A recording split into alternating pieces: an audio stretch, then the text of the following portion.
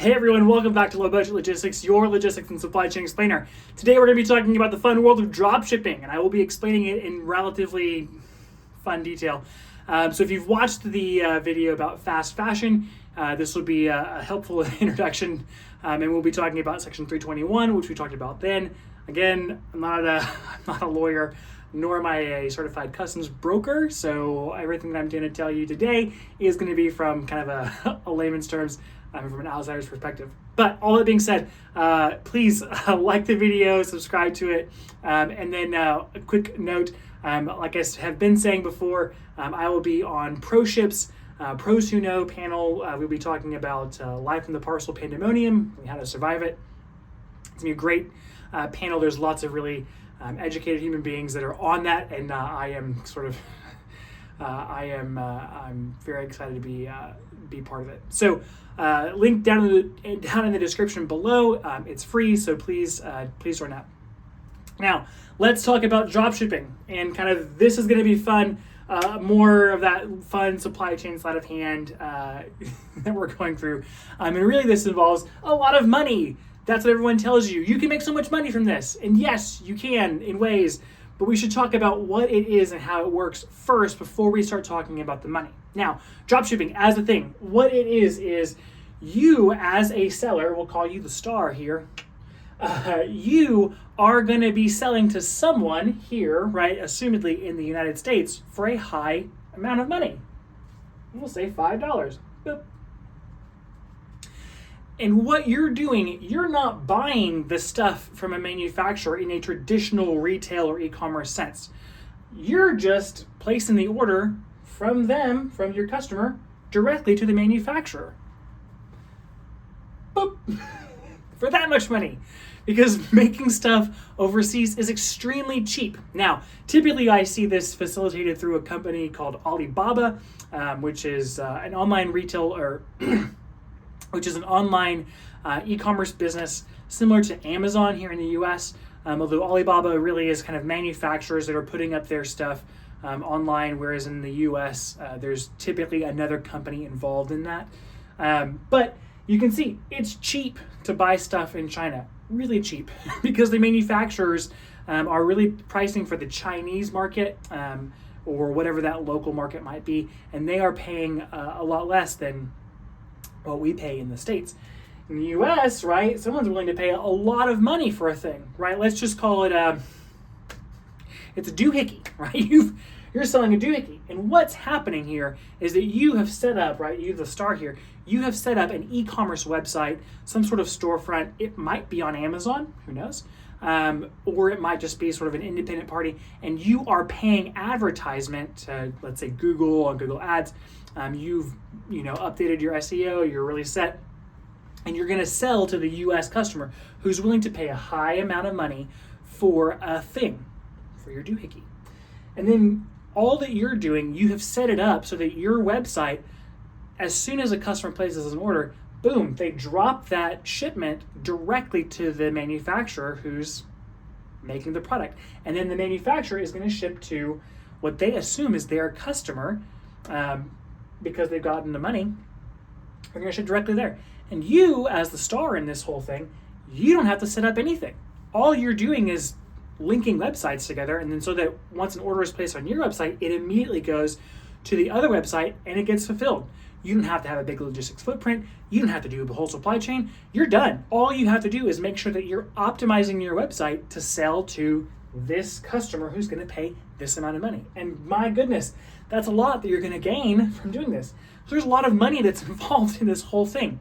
Now, there's a lot of oddities here. Obviously, this manufacturer would want to sell at this price. You're going to kind of take a bit off of that.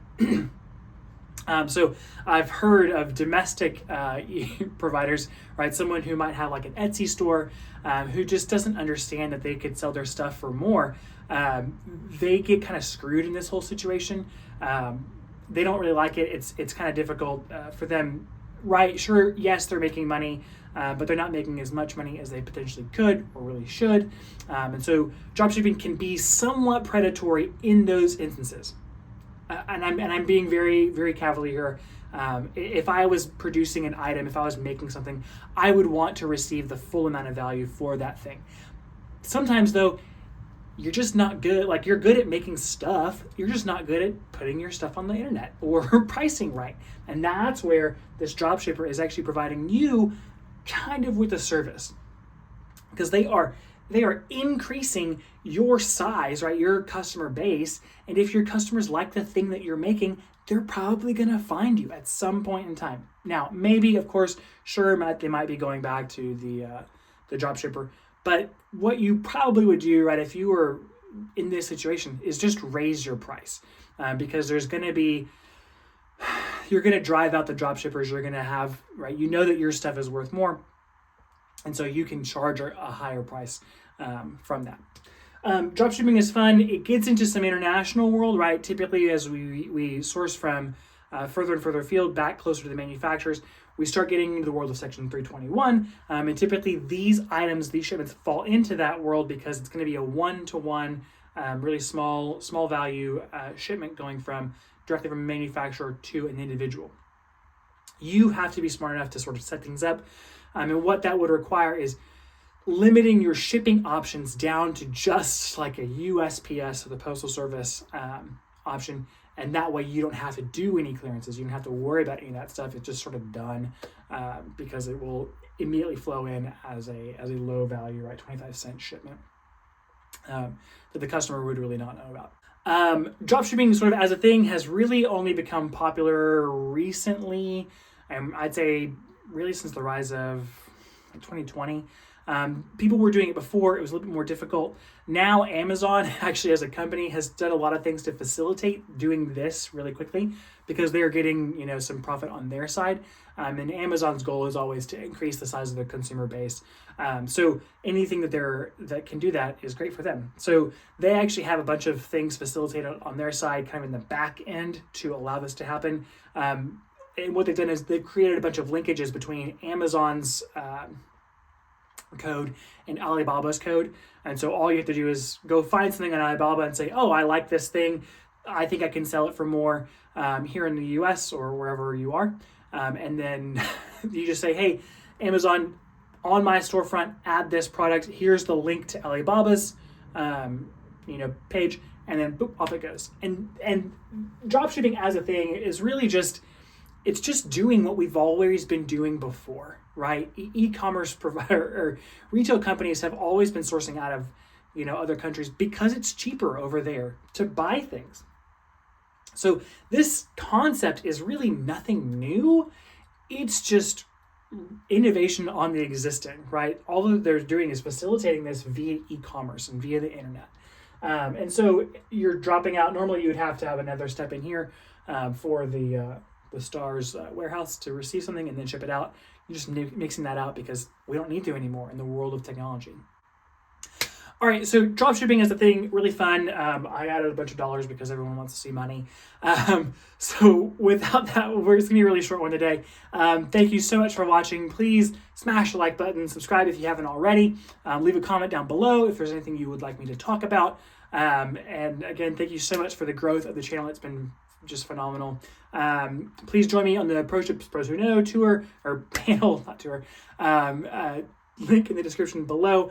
And all that being said, thank you so much. I hope you have a great day.